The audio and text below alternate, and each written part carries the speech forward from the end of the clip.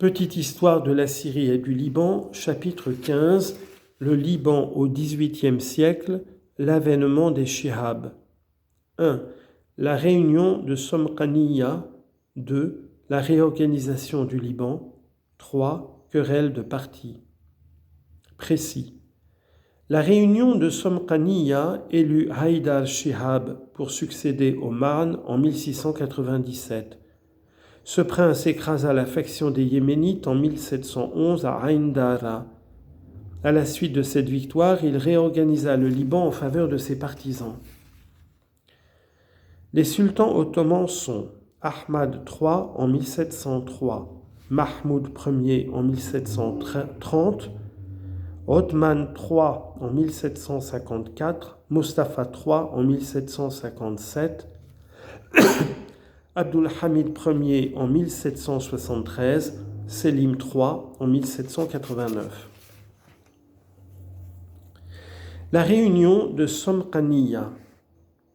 À la mort du dernier des Marnes, la Turquie, menacée d'un démembrement par les puissances européennes, se trouvait hors d'état d'annexer le Liban.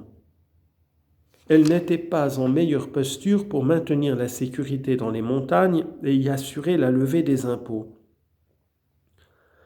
Elle permit donc aux notables du Liban de se réunir à Somqaniya entre Daïr el-Qamar et Mokhtara pour y élire un gouverneur successeur des Marnes.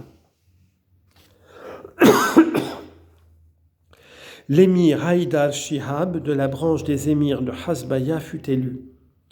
Il était par sa mère petit-fils de l'émir Ahmad. Comme il n'avait que 12 ans, on lui donna pour régent l'émir Bachir Ier des Shihab de Rashaya. Pour se maintenir, le jeune Haïdar dut s'appuyer sur les Qaïsites. Les Yéménites, leurs rivaux, se révoltèrent. Avec l'assistance du vaillant Hossein Bellamar, chef de la principale famille druze du Matan, l'émir Haïdar les écrasa à la journée de Ain Dara entre Saoufar et Ain Zahalta. La réorganisation du Liban. Haïdar profita de la victoire pour réorganiser le Liban en faveur de ses partisans. Le chouf fut donné aux Djumblat, le Matan aux émirs Bellamar. Dans le Gharb, les Ar-Eslan de la faction yéménite, principaux propriétaires de Chouaïfat, durent partager leur territoire avec les Qaïsites Talhouk. De Kasrawan fut assigné au Khazin. Dans la région du Djobat Monaïtira, les Hamadas conservèrent la haute main. Au-dessus de ces féodaux se trouvaient les émirs Shihab.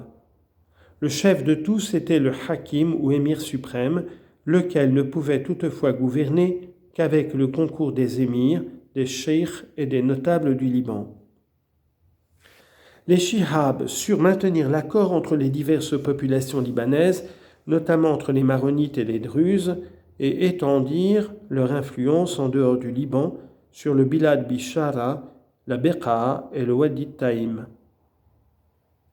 Molham, 1732-1754, successeur de Haïdar, put réduire de 2/3 le tribut de 160 bourses que le Liban payait annuellement à la porte. Il sut entretenir les relations amicales avec les pachas de Damas et de Saïda, qui appartenaient tous deux à la famille damasquine des Adam. Il fit reconnaître officiellement son autorité sur la Bekaa et obtint la cession de Beyrouth, qui devint le port du Liban central et la seconde résidence des Shihab après Daïr el-Qamar. 3. Les querelles de partis. Molham fut remplacé par ses deux frères Ahmad et Mansour, lesquels ne tardèrent pas à se faire la guerre. Mansour s'appuya sur le parti des Djomblatiya et Ahmad sur celui des Yazbakiya, lesquels avaient succédé aux Qaïsites et aux Yéménites. Dans le Qasrawan, les Khazins se déclarèrent pour Ahmad et les Dahdah en faveur de Mansour. Cependant, l'émir Youssouf, fils de Molham, venait de dompter les Métoualis qui opprimaient les Maronites. Sa valeur lui confia les Djumblat ainsi que les Maronites. Aussi fut-il proclamé émir de toute la montagne dans l'Assemblée nationale du Barouk en 1778. Les Turcs, alors en guerre avec la Russie, confirmèrent l'élection de Youssouf. Ils comptaient utiliser ses services contre Dahir al-Romar.